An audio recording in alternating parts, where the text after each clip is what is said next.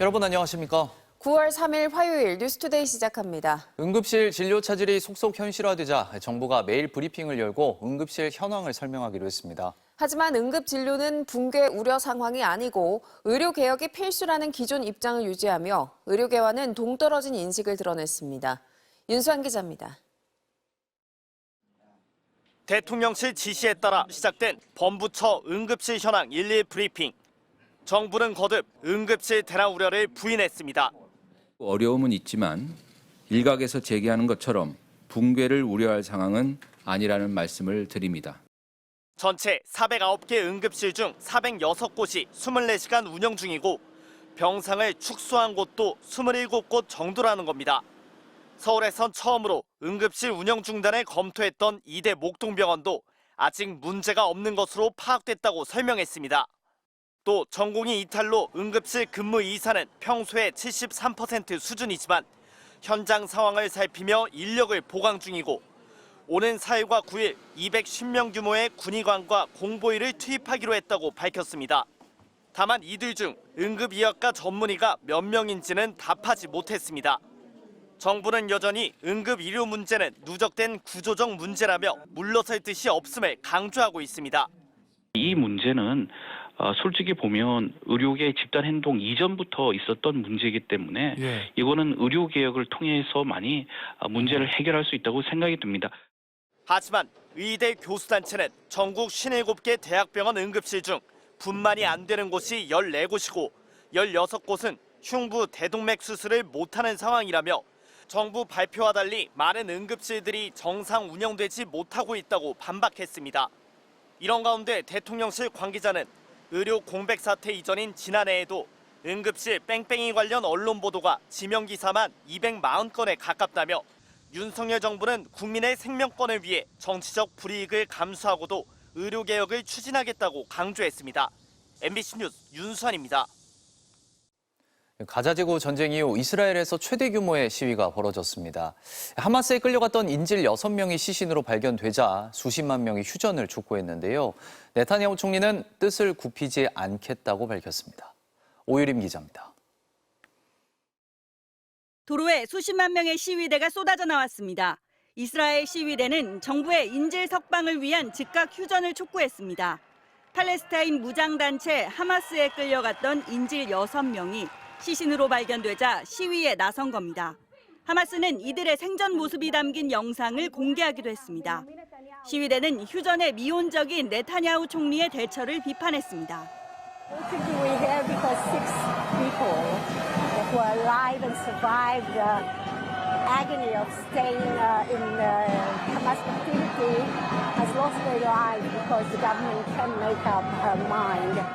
이스라엘 최대 노동운동단체인 히스타드루트도 협상을 압박하기 위해 총파업에 들어갔습니다.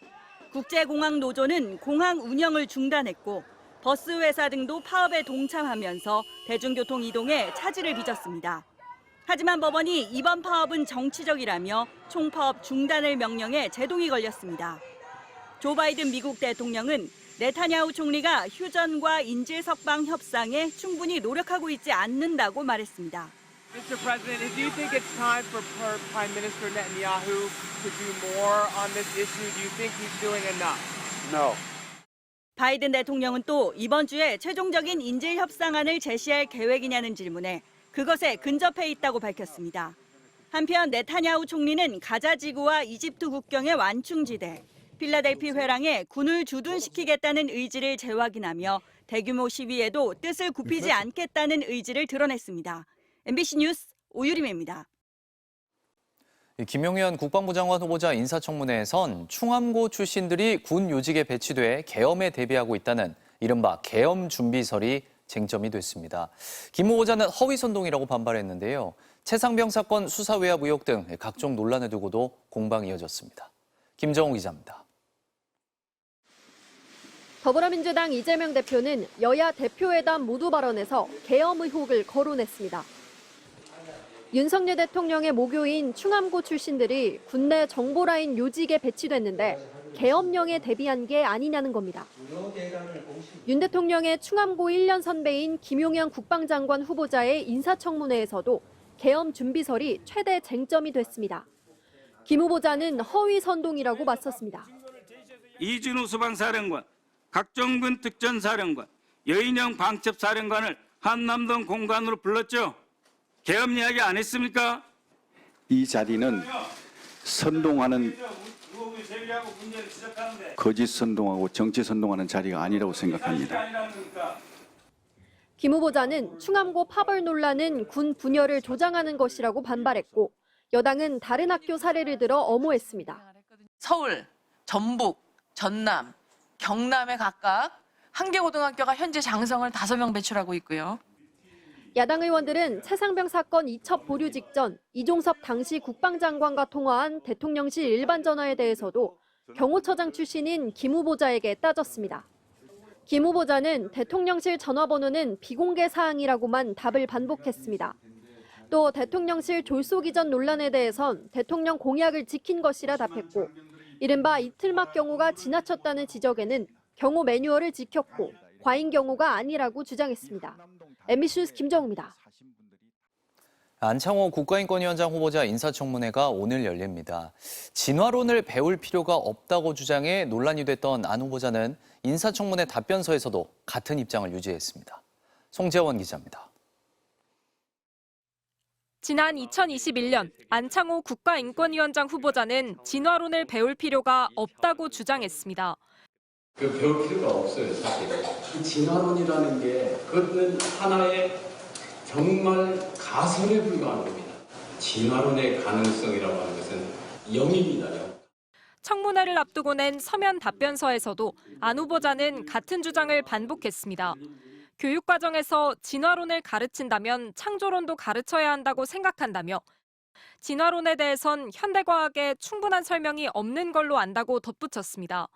앞서 차별금지법이 공산주의로 가는 수단이 될 거라고 주장한 것에 대해서도 많은 문화 막시스트들은 동성애가 사회주의 혁명의 수단이라고 주장해왔다며 입장을 굽히지 않았습니다. 헌법재판관 시절 국외 출장을 아내와 함께 갔는지를 두고선 거짓 해명 논란도 불거졌습니다. 안 후보자는 2014년 2월 브라질과 아르헨티나 등으로 출장을 갔는데 같은 기간 후보자 아내 역시 브라질로 출국한 사실이 확인됐고 2015년 독일, 2017년 스위스 출장 때도 부부 출입국 내역이 일치했습니다. 그런데도 안 후보자 측은 지난달 초만에도 그런 사실이 없다고 답했습니다. 하지만 서면 답변서에선 말을 바꿔 동반 사실을 시인했습니다. 안 후보자는 또 학생 성교육과 관련해 부모가 자기 가치관과 세계관에 따라 자녀를 교육해야 한다며 공교육 내 성교육을 폐지해야 한다는 취지의 답을 내놓기도 했습니다. 취재진은 안 후보자에게 답변서 내용과 부부 동반 출장 의혹 등에 대해 물었지만 답을 듣지 못했습니다. 안 후보자에 대한 국회 인사청문회는 오늘 진행됩니다. MBC 뉴스 송재원입니다.